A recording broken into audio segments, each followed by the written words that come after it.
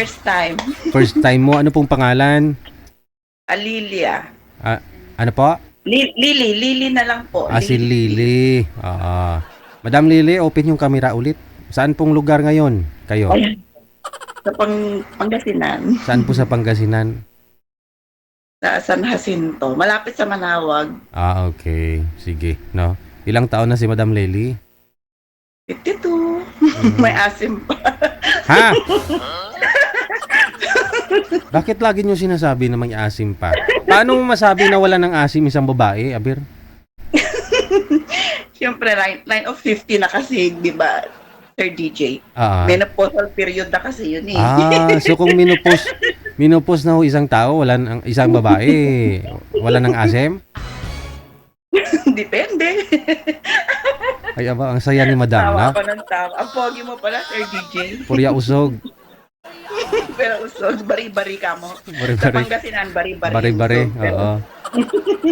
Okay, bakit naman dito ka sa programa natin? Wala ka pang asawa? Hiwalay na? Bali, widow. 1 year na po akong biyuda.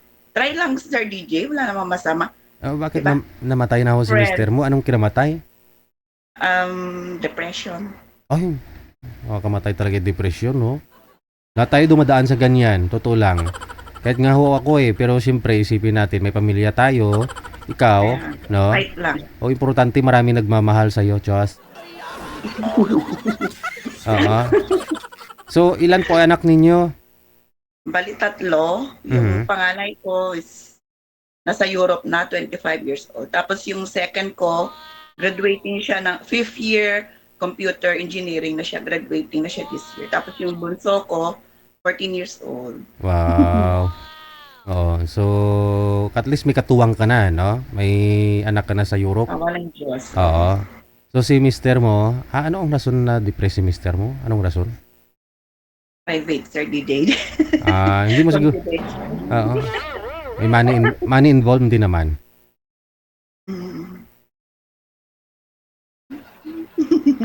Ganun talaga. Sige. So, total, dalaga ka na sa ngayon. Ano pong hinahanap mo sa isang lalaki?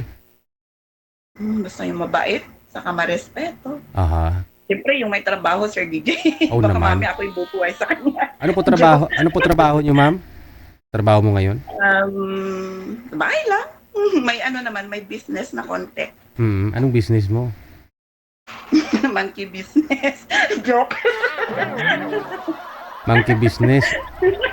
Nagtitinda ka ng unggoy?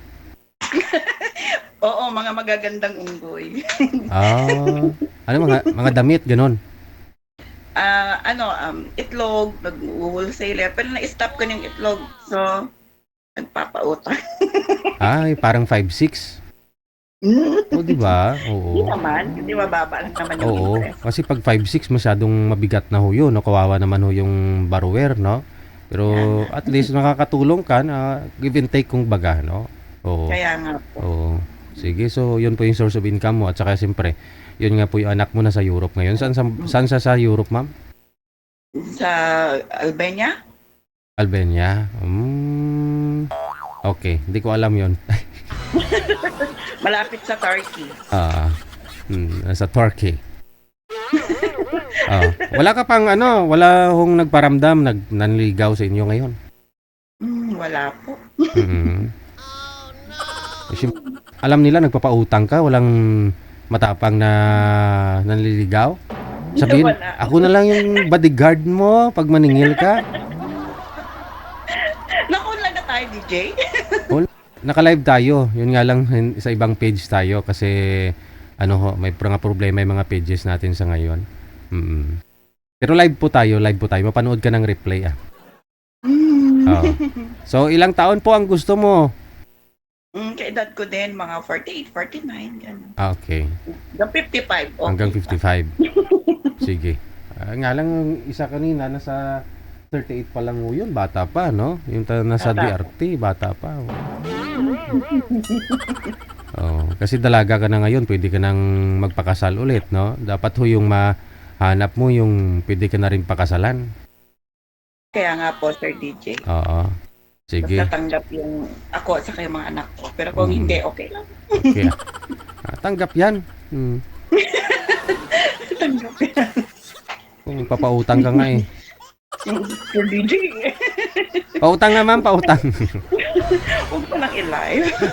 Mali mo makahanap ka ng customer dyan, pero siguraduhin mo ha, mamili ka ng papautangin mo. Mahirap na sa panahon ngayon.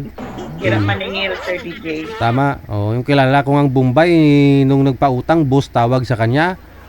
Oh, tapos nung naningil na siya, naningil na siya. May mga tsinilas sa labas ng bahay pero Tinakbo.